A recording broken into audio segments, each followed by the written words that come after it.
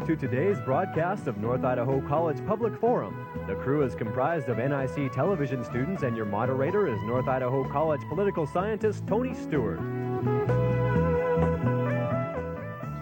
Today we wish to start a two-week series with you entitled The World of Work. And in doing that, our first program is going to be on the topic expectations of students as they prepare for the work world. Our guest today is Garnet Ray Reynolds. Mr. Reynolds is a native of Montana. As he grew up, he had many experiences, including experience with the U.S. Army, and then later he was with the Washington State Patrol. Mr. Reynolds has been working as a teacher, a coach, and administrator in the Pasco School District since 1968. He also is the principal of the Pasco Senior High School, where he has served in that capacity since 1982. He holds a master's degree in history from Eastern Washington University, and I can testify after hearing his lecture today, a very dynamic person, a very dynamic lecturer. And he tours throughout the United States and consults with others who are in education and how that fits to the whole process of working. Mr. Reynolds, welcome to our program. I'm also happy to welcome to the panel two regular panelists, State Senator Mary Lou Reed. We welcome you back after some absence while you were serving in the legislature during the session. Thank you, Tony. It's great to be here. Always happy to have you here, and also always happy to have regular panelist Janelle Burke, an attorney in Idaho. And before we start the questioning, I must recognize the North Idaho College Convocation Series. This is their topic, the world of work, and they've brought these speakers to our campus, and we're grateful that they have given us the opportunity to interview those guests. And I shall invite Senator Reed to commence the questioning. Well, Ray, your topic today was expectations. Would you share with our viewers just what you mean by having a very short title to a speech, but obviously a loaded one? I think the kids have got probably more talent than any single group of people in the world because they don't have a lot of inhibitions. And if they're taught properly, they're not afraid of making mistakes, and that's the only way you're going to learn. And if you're willing to gamble and go for broke in everything you do, you'll never meet your expectations because you'll just keep moving them out ahead of you. And in that respect, you can never be a failure. So I think if you motivate students to realize what their potential is and be aware that you've got to compliment the successes they have and be conscious of their greatest skills, go out looking for them and use the negative in a positive side. You know, especially lower socioeconomic kids, you never want to put them down. They'll take care of that on their own. But if you keep them jacked up and enthused, they can rebuild the world for us. Take a look what 5-year-olds do on your computer and watch 50-year-olds back off for fear of hitting the wrong key. I think kids are just incredible, and I wish that we adults could tap into that energy source and that willingness to do all they can. Well, you talk a little bit about your Pasco High School and what you do over there to really try to motivate the young people. What's your secret? We don't have a secret. I think we've got a faculty that really is convinced that they make a difference. And we don't evaluate our faculty, we coach them. And we don't in any way work with them outside the areas that they select as goals. We set a building goal that comes from the effective teaching research, and then they set an individual goal. And that individual goal has to come from one of the 11 attributes of an effective teacher. Those are the only two things I work on during the year with them. Then they, in turn, set up a management program with every student. Every student in every class in our high school has a management vehicle that tells them exactly what they're going to learn in that class, what they have to do to get an A all the way through an F, what their attendance requirements are, what their writing assignments are, and they write in every class, what their homework is, and in the end of it, and it may be as many as 3 pages long depending on the teacher, is a contract for both the student and the parent to sign so they know exactly what we expect of them. And we inundate them with our motto, we will excel. So in that manner, we have very effective teachers motivating kids who begin to believe that they can because they're told they can. And the cardinal rule is we spell can't without the T. And so as a result of it, I think the students and the teachers are exceptional, and the parents that we can get into our program do a tremendous job of backing it up. The students help put together their own programs with the teachers. Yeah. They build it together. You can learn more from kids than you can from teachers. Kids are incredible. The things that Jacques Cousteau, Under the Sea, my God, those kids could teach biology if you gave them a chance. But We don't realize that you're going to start pulling this kid out, get the kid participating, give them the positive responses, get them involved. And that brain's got an awful lot of things going for it. And the nice thing about it, we can expand that brain. We can go beyond 10%. I really think that even with special ed kids that people tell you should be a little bit behind the power curve, if you work with them right and reinforce them, that kid's not going to be behind the power curve in 5-6 years. Get them motivated, get them fired up, and they can perform miracles for you. And get out of their way. Do they always sign those contracts? Do they ever back off? They don't have any choice. We practice Ohm's law at Pasco. Pasco is my ohm, and I am the law. Janelle Berg. Talking a little bit further about students. Students are preparing during their high school years, both for their future in the work world, but they're also preparing for their future in the world at large. What kinds of advice would you give them as to what they need to accomplish, what goals they need to set during those high school years?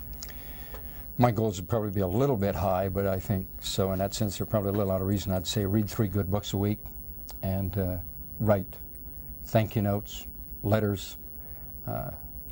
When I teach the parenting class to parents as to how to get kids involved, I tell them that I don't care what you do, but for an hour and a half a night, 4 nights a week, sit down at the dining room table with your students. And while your kids are working, do things that's going to convince your kid that reading and writing are critical to their future. You read with them. I don't care if you read the newspaper. Bring your checkbook up to date. Now that really panics a lot of people. Write letters to your relatives. It's amazing the people that you'll hear from if you sit down and do that. And kids see that and begin to realize that that's an important skill. And so I think that if a kid masters nothing else but reading and writing, they'll probably be a success in the world. Maybe they'll just be a bum reader, but they'll enjoy themselves and they'll have mastery of the 2 most critical skills that there are. Now, you've talked a bit about academic skills. What about the kinds of things that you would expect that they would be cultivating or working toward that maybe are not academic skills, but perhaps such things as persistence? What kinds of things do you value in that, along that line? Well, I think the biggest thing that we push there is we encourage our kids to be imperfect. I want them to make mistakes and use them as negative examples if they have to. But the critical thing is don't ever back off. Don't quit. You know, and I think that probably more than anything else, that's the one thing that I would tell a kid. And we have teachers who will get on the homework hotline who stay at school till 5 o'clock at night. And they work with kids, making them aware of stick-to-itiveness. And then I try to pick 20 kids a year, and I assign 20 to each of the vice principals who are not up to speed when they get there, according to the junior highs. And I try to see how far we can get those kids down the road. And with the 3 of us, we're competitive. And I don't see any reason why a special ed couldn't graduate at valedictorian if they're willing to put in the effort. So I think the biggest thing is tenacity. If I could teach a kid nothing else, it would be tenacity. So what I hear you saying is that you value both natural ability as well as the work ethic in a combination. Work ethic is critical. And the one thing that I really harp on is there is no free education in this world. If you don't have the courage, the audacity to realize that you're a challenge of a teacher's ability to teach and that you have to take an education, you're not going to get one because it doesn't exist out there for free. So we probably harp on that one single issue more than anything else. You've got to take an education if you want it. And I think in that sense we've had tremendous success getting our kids aware of the fact that you've got something I need. And maybe I have to move the kid from time to time to get him with a teacher that can really pull it out of him. But I'm willing to gamble with that. And, you know, I tell the kids, don't sweat graduation. Moses went to the mountain to carve the commandments, and he was a stonemason, and he had 40 days and 40 nights and a burning bush to light the way, and he only came up with 10. So, you know, we're going to take a little longer. It may take you 5 years to graduate, but don't quit. I would like to pursue that area. There's a lot of books written by educators who talk about such things as the crime in the classroom, or individuals come in at 5 or 6 years old and they have this wonderful mind of curiosity, and that within some of the educational systems we do something to maybe even destroy that or to affect it in a very negative way. And you certainly have already done a very eloquent job of describing what you'd like to do, but could you give us some ideas of what has happened that actually harms the individual or lessens the learning process? I'm not a high school graduate, and I use myself as an example. And an awful lot of people in the community know that because I was a bit of a problem child in Pasco before they kicked me out. And I discovered that I dropped out of education at about the 5th grade. And when I discovered that the English teachers were writing more red ink on my paper than I did in pencil or blue ink, I concluded if they were that impressed with themselves, possibly they should write all the future ones, so I quit. And I think we turn kids off by the 5th grade. You stop and think about your own children. They're the greatest editors in the world if you get them involved. But as they start up through the grade school, at the 1st grade, everything they do in school they bring home and they brag about it, and they want you to brag about it. It's got a gold star on it. 2nd grade, they start editing a little bit. If it doesn't have a gold star, they may bring it home, but they're a little concerned. The 3rd grade, it better have a gold star or it doesn't come home. And in the 4th and the 5th grade, I would say that 80% of the dropouts in the public school bag it at about that point. And I think that's what I did. And unless you find somebody who's really caring and willing to, you know, take you under their wing and do something with you. And I've been very fortunate in that respect. I've had 2 people who had a real market effect upon me. You're going to stay in that boat. And so I guess my argument is when you start dealing with kids' papers, you got to deal from the positive. I don't let teachers write on a kid's paper. We use edit sheets so that that kid's getting positive feedback, but he's also getting very corrective feedback. But it's not on the paper. I don't damn the paper by my ego saying that I am the world's greatest expert, because let's face it, in many cases the teacher don't know what they're talking about when they're grading that kid's paper because they haven't shared that kid's experiences. So the teacher's got to back off and say, hey, did you tell that to me right? That sort of thing. But don't tell the kid that he was wrong. Now, who knows? You take a black parent in East Pasco, and mother's got atrocious grammar. But if the kid grows up in that and learns to speak, and that's their own voice, I'm not going to tell him his mother's wrong. I mean, she's feeding 20 kids over there, and a lot of them are grandparents, single-parent families. Hey, the only thing I want to do is teach that kid English, another language, and so that the kid can communicate in the economic language and can communicate in his ethnic language. And if I have my way, I want him to take a foreign language. So I think the critical thing is to get these kids out of that mentality that says every time you do something wrong, I'm going to knock you on the head, and start telling them, hey, every time you do something, I want to show you how great a job you're doing and how much better we could do if we work together. I interpret from your address this morning that you also believe this applies in other areas such as the workforce, between totally. A supervisor and employees. Is that a common problem of our whole society, that we tend to censor and discourage? We're fault finders. You know, I went to Korea, jumped out of an airplane 100 years ago, and nobody ever told me about leadership. I'd played ball and been told that you're supposed to provide team leadership and that sort of thing. I really didn't know what it was. But when the casualty rate got rather high, within about 6 weeks I became a 2nd lieutenant, and then ended up a few weeks after that commanding a rifle company. And I think I learned more about leadership there than any other time in my career, because many of the kids in a Ranger company are 19-year-olds that some judges says, son, if you go into service, I won't send you to jail. And so you provide those kids leadership, and you make a discovery that you can't push noodles uphill. You got to be out in front. And the better you convince that kid he is, the more talent you bring out in him, the more aware you make him of what they're capable of doing, the more miracles they'll perform for you. And I think that applies in every walk of life. It applies in business. When I was with Allied Stores, man, I jumped up so fast it wasn't funny. I didn't do a cotton picking thing. I just had people who did for me because I backed off. You know, one of my biggest arguments right now is my only obligation in my building is to give my teachers an opportunity to deal with kids and give kids an opportunity. But don't ever let somebody from the central office come over and try to jack one of my teachers around, because I will come totally unglued with that. I am there as a buffer to make those people do their job better, but never, ever to start telling them how. Sure, I can give them a lot of suggestions, a lot of ideas, but the biggest thing you got to do is give encouragement. I try to get in every classroom every week, and I'll never leave a classroom without having something positive to say about that particular class. Louie. Well, you talked about the importance of writing, and writing as a process. Would you go into a little bit more detail about just how you teach writing and how you make young, or how you encourage young people to like writing? Kids got a lot of great ideas, but because they've been turned off as they progress up through the grades, they don't write. They're afraid to write. My God, if every time you wrote somebody told you how crazy you were. So I guess my argument with that is I like to play games of stimulus response with kids. music, I don't care what it is. If you see a man in a high mountain, snow, blazing a trail beneath the sun, what does that mean to you? Pretty soon the kid's going to start writing to that. And if you have him only write a paragraph, a thesis statement, and then sit there and argue with him about what I thought I heard in him. Man, that's neat, that's crazy. Where'd you get that idea? What motivated that? Start breeding into the kid, and they'll create their own thesis statement. And remember, never once did I tell him I want to deal with his grammar or anything else, because I could care less. If I were going to teach grammar in the public schools where I want to motivate kids, I'd probably only teach 3 parts of speech. I'm not sure that I know I wouldn't bother with the noun. I might with the pronoun, but primarily the verb, the dependent and independent clause. And so if I can throw the 8 parts of speech out that panic those kids, you know, all they see is a switchyard that they saw on a blackboard when they came up through school. My God, I've never seen a dangling participle fall completely out of a sentence. So the thing you got to do is motivate the kid to get into that writing process and practice. You know, he should use one of those yellow notepads, at least 2 of those a week.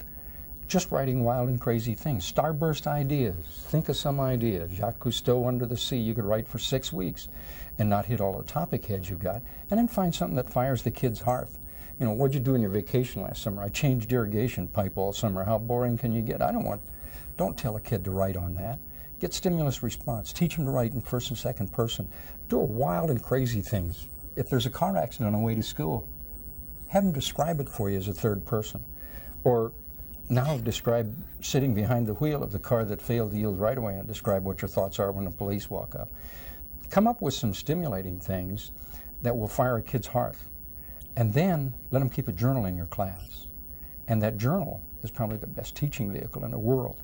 But don't dump writing on them all at once. If you remember what Hemingway said, when you get in front of the typewriter and you stare at the keys and think constantly of what you wish to write, and then when you get beads of blood on your forehead, you're ready. If you can get kids to the point where they'll get into it, you don't have to worry about that. But do you encourage your teachers then to have journals required in every class? You're talking earlier about every subject. Yeah, in woodshop, probably the best journal keeping program in my building right now. The woodshop teacher requires every kid to keep a journal. When we're talking about finishing that tabletop, the stain, bringing it back up with the tack cloth after the sanding to get everything out, go back in with a sealer lacquer, then come over it with your sealer coat. He has the kid go through that process today. She keeps the notebook. You've skipped school, and I've been meaning to talk to you about that.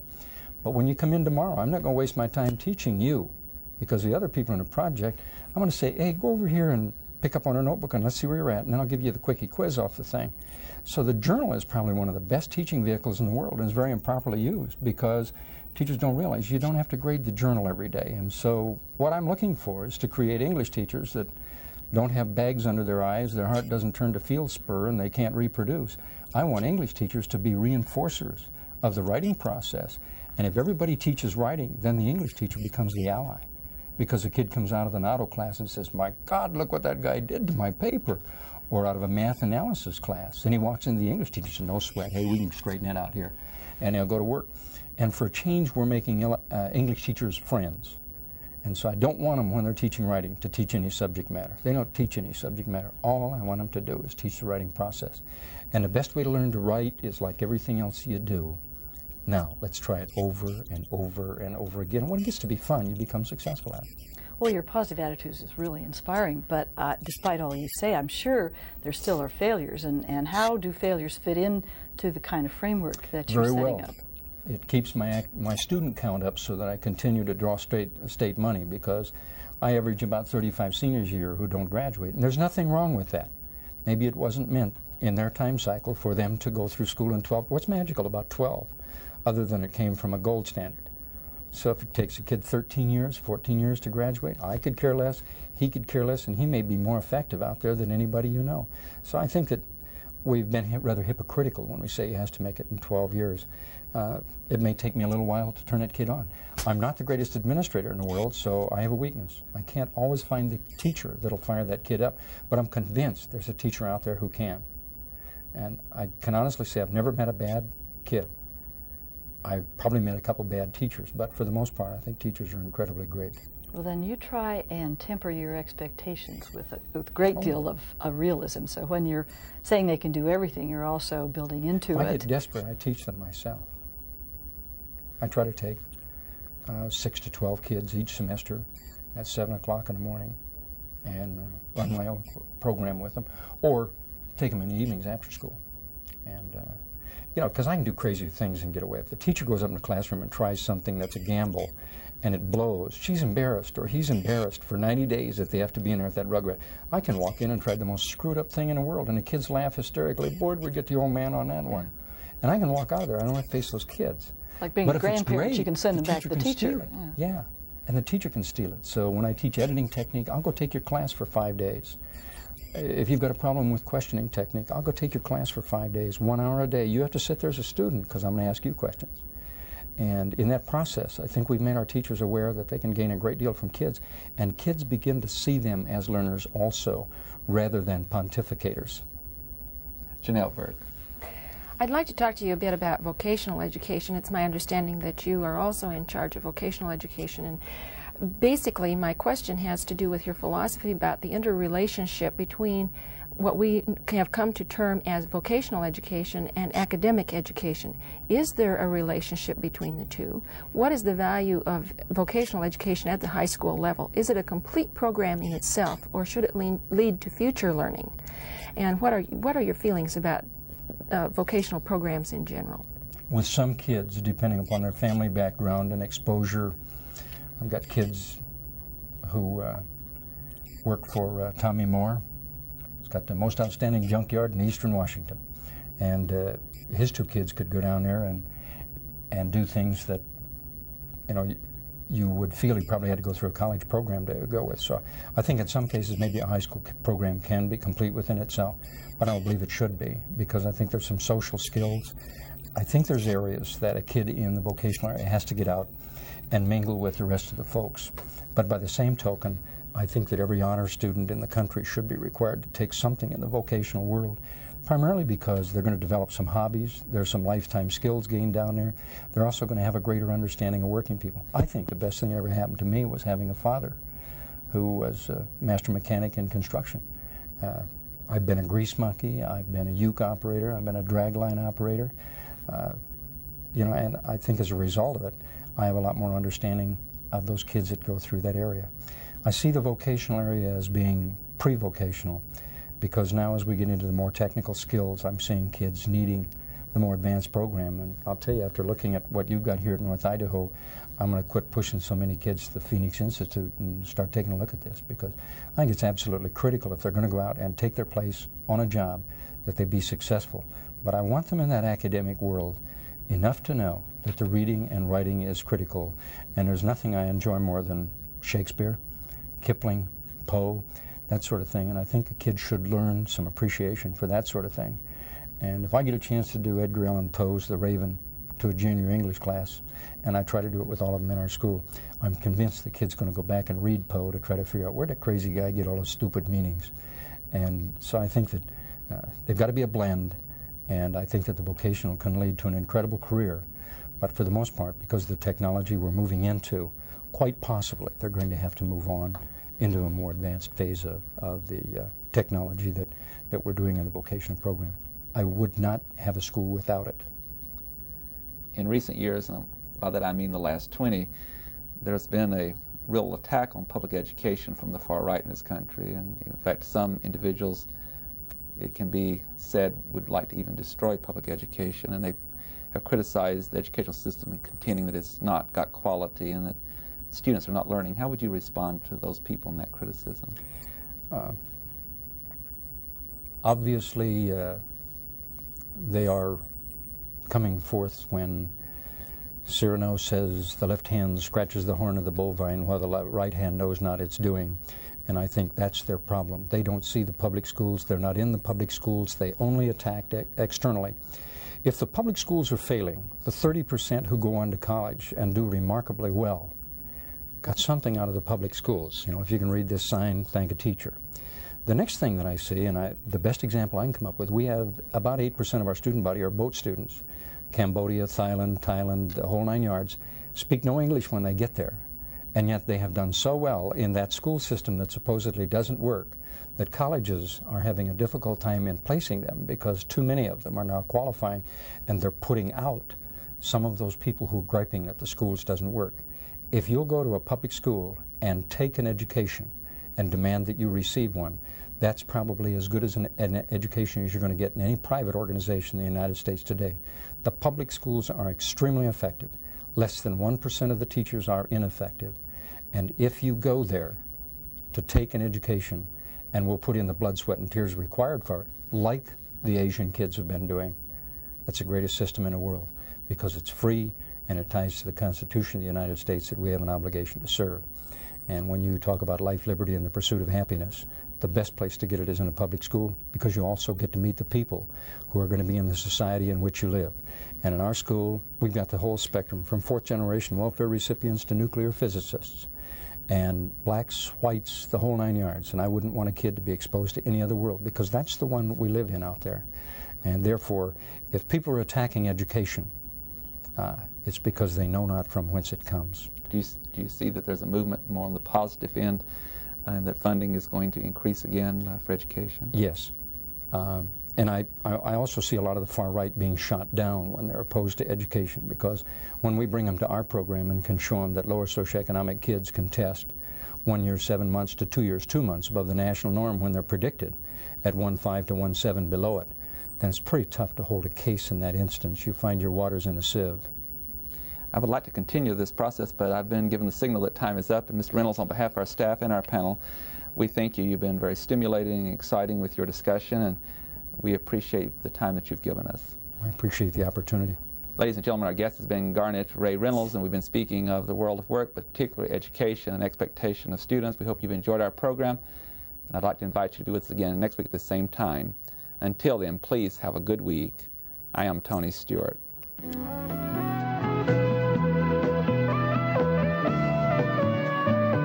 North Idaho College Public Forum can be seen at the same time each week over this station. This production was videotaped earlier by an NIC student crew for viewing at this more appropriate time.